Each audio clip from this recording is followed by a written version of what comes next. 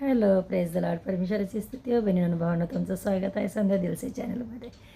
तर कशा आहात तुम्ही सर्व? इतक्या दिवस पाऊस नव्हता म्हणून पावसाची प्रतीक्षा करत होते लोक. आता पाऊस सुरू झाला आहे ना, परत कुरकुर सुरू झाली काही लोकांची. खूपच पाऊस पडतो आहे ना, कपडे सुकत नाही, बाहेर ऊनच नाही बिलकुल, सारखा सुरूच आहे. म्हणजे सांगायचा मतलब हे आहे की या दुनियामध्ये हर एक गोष्ट तुम्हाला अस्थिरच करते, बरोबर आहे की नाही? पण परमेश्वराचा आनंद आपल्यामध्ये असल्यानंतर बहिणीनं भावानं हर एक गोष्टीमध्ये आपण धन्यवाद करायला शिकतो, हर एक गोष्टीमध्ये आपण खुश राहायला शिकतो, हर एक गोष्टीमध्ये आपण शांतीने राहायला शिकतो. धन्यवाद देवाला. जसं की लाईट गेले तर काय लोकांचे, म्हणजे एक्झाम्पलसाठी सांगते बरं का, कशी घरातलेच आपल्याला अनुभव येतो, बाहेर जायचं गरज नाही आहे. घरातच हर एक क्वालिटीचे माणसं दिलेले असतात देवबाप्पाने, आहे की नाही? काही सहन करणारे, काही सहन न करणारे, काही कुरकुर करणारे, काही बर्दाश्त करणारे, काही बर्दाश्त न करणारे, काही वापस बोलणारे, काही आदर करणारे. हालेलुया. अनेक क्वालिटीज परमेश्वराने आपल्याजवळ दिलेली आहे, बरोबर आहे की नाही? तुमच्या घरात पण आहे का असं? कमेंट करून मला सांगा बरं का, नेमकं कसं आहे म्हणून. तर धन्यवाद देवाला. तर परमेश्वराचं वचन सांगते, हर एक परिस्थितीमध्ये काय करा, धन्यवादित राहा. तर आपल्याला हर एक परिस्थितीमध्ये धन्यवाद राहिलं पाहिजे, परमेश्वराची स्तुती केली पाहिजे. खरं सांगते, प्रभूचं वचन सांगते, मत डर मैं तेरे संग हूँ, इधर उधर मत ताक, मैं तेरा परमेश्वर हूँ, मैं तुझे दृढ़ करूँगा, मैं तुझे तेरी सहायता करूँगा, मेरे धर्ममय हात से तुझे संभाले रखूँगा. देवाचं वचन सांगते. आणि तसंच प्रभूने मला खरोखर सांभाळून ठेवलेलं आहे. त्याने त्याची शांती दिली माझ्या हृदयामध्ये. तर बहिणींनो भावांनो, सांगायचा उद्देश काय आहे तर सांगायचा उद्देश काय आहे की बरेच लोकांना कुरकुर आहे. आपला विषयच आहे कुरकुरवर, कुरकुर करायची सवय. लाईट गेली, शीट लाईट गेली यार, काही बिघडलं नुसती कुरकुर, जेवण चांगलं नाही झालं नुसती कुरकुर, हर एक गोष्टीसाठी. तर समजबुद्धी देवबाप्पा देतो मागितल्यानंतर. हालेलुया. परमेश्वराची स्तुती हो.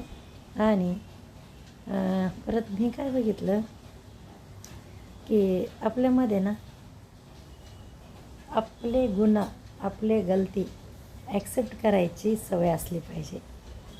दुसरा मुद्दा सांगायचा म्हणजे कुरकुरवर झालं, हे दुसरा मुद्दा आहे की काही लोकांना आपला जे गलती करतात ना, त्या मान्यच करत नाहीत की माझ्याकडून गलती झाली बघ, किंवा मी असं आहे हे मान्य करत नाही. तर आपल्या गोड शब्दापेक्षा आपल्या हृदयाची इमानदारी, हृदयाची पवित्रता देवाला आवडते. परमेश्वर जाणतो ना सर्व काय. आपण तोंडाने खूप मोठ्या मोठ्या गोष्टी करतो की हां मी खूप निर्मळ मनाची बाबा. आपण नाही बाबा, कोणाबद्दल आपल्या मनात काहीच नाही. पण काही लोक म्हणतात, माझ्यासोबत असे वागले होते लोक. काही लोकांना अनुभव असतो आपला. त्यामुळे बहिणींनो भावांनो, आपलं हृदय बघणारा परमेश्वर, आपण तोंडाने कितीही म्हणलो की माझं हृदय साफ आहे, पण त्याच्या हातामध्ये आहे, तो आपलं हृदय पारखणारा देव आहे. तर विषय असा आहे, दुसरा पॉईंट, की काही लोकांना देव नाहीच आहे म्हणतात. देव म्हटलं की भारी नफरत त्यांना. ते काय समजतात स्वतःला देवाला माहीत. शरीर देवाने दिलं आहे, आत्मा देवाने दिला आहे, हृदय देवाने दिलं आहे, सिस्टम देवाने श्वास चालू आहे, ते पण देवाची दया आहे. त्याची दया संपली की इथे कोणी थांबू शकत नाही ह्या पृथ्वीवर, बरोबर आहे की नाही? तरी लोकांना मान्यच नाही की देव आहे म्हणून. तर मित्रांनो, आज संडे होता. संडेचं वचन होतं की काय होतं, पवित्र बनण्याविषयी होतं. की जसं एखादा डॉक्टर आहे ना, एखादा डॉक्टर काय बोलतो की नाही माझं शिकून झाले, आता मला शिकायची गरज नाही. हा मूर्खपणा आहे. म्हणजे डॉक्टरची पढाई कधी संपतच नाही, असं मी ऐकलं आजच्या प्रचारामध्ये.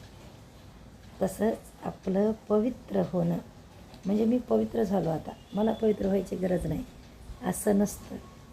रोज आपल्याला परमेश्वराच्या लहूद्वारे, रक्ताद्वारे पवित्र बनावं लागतं, पवित्र होत होत जावं लागतं. जोपर्यंत आपण ह्या पृथ्वीवर आहोत तोपर्यंत प्रत्येक दिवशी आपल्याशी लढाई असते, बरोबर आहे की नाही? आत्मा आणि शरीराची लढाई चालू असते आपल्यामध्ये. तुम्हाला माहिती आहे, आपण दुनियातल्याच लढाईविषयी जाणतो, पण आपल्यामध्ये पण एक युद्ध चालू राहतं आहे ना. तर शरीराच्या गोष्टी मागते, आत्म्याला वेगळंच भोजन लागतं, शरीराला वेगळंच भोजन लागते. शरीराची इच्छा वेगळीच असते, आत्म्याची इच्छा वेगळीच असते. तर परमेश्वराची स्तुती हो. प्रभू म्हणतो की हे शरीर टेम्पररी आहे, आपलं घर हे, बरोबर आहे की नाही? ह्या शरीरात वास करतो आहे, आपण राहतो आहे, बरोबर आहे. मग आपण आध्यात्मिक जीवनाकडे बिलकुल लक्ष देत नाही, तर हे रॉंग आहे. आध्यात्मिक जीवनामध्ये आपण बालक आहोत, खूप छोटे आहोत, आपलं जीवनच सुरू झालेलं नाही आहे. त्यामुळे जीवन काय आहे याच्याबद्दल पण अनेकांच्या मनामध्ये गलतफहमी आहे, बरोबर आहे की नाही? हां, तरी इथे जे पृथ्वीवर आपण जीवन जगतो आहे ना, तर त्यालाच आपण, तर काय विसरले मी, हा मुद्दा काय चालला होता, जीवनाविषयी. तर ह्या पृथ्वीवर जे आपण जगतो आहे सध्या, तर यालाच आपण जीवन म्हणतो आहे. परंतु मृत्यूनंतर पण एक जीवन आहे, हे जगातल्या कोणीही सांगितलं नाही. खुद सर्वशक्तिमान परमेश्वराचा पुत्र येशू मसीह या दुनियात येऊन स्वर्गाच्या गोष्टी सांगत होते. त्यांच्या तोंडामध्ये हमेशा स्वर्गाच्या गोष्टी असायच्या, आणि तेच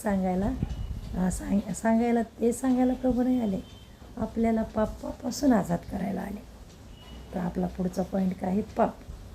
पाप म्हटलं ना, आपल्याला खोटं बोलणं तर काही पापच वाटत नाही, आपल्याला एखाद्याला फसवणं काही पापच वाटत नाही, कोणाशी चॅप्टरपणा करून कोणाच्या कलाचातुर्याने कोणाची परीक्षा पाहायला आपल्याला पापच वाटत नाही, कपट करायला पाप वाटत नाही, माघारी बोलतो ते पाप वाटत नाही.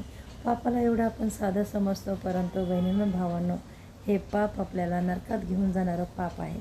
त्यामुळे जर ते एवढं खतरनाक नसतं तर परमेश्वराला काय गरज होती कल्वरी क्रूसवर आपले बलिदान करायचे स्वतःच, आहे की नाही?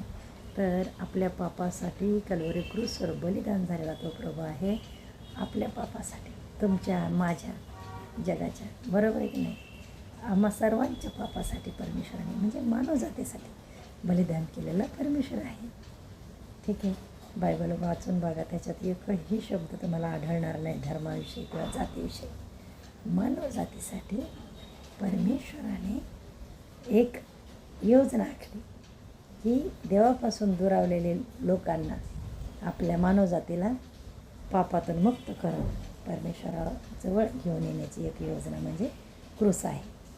ओके, तर मित्रांनो, कसा वाटला तुम्हाला माझा हे छोटासा व्हिडिओ? मला नक्की कमेंट करून मला सांगा.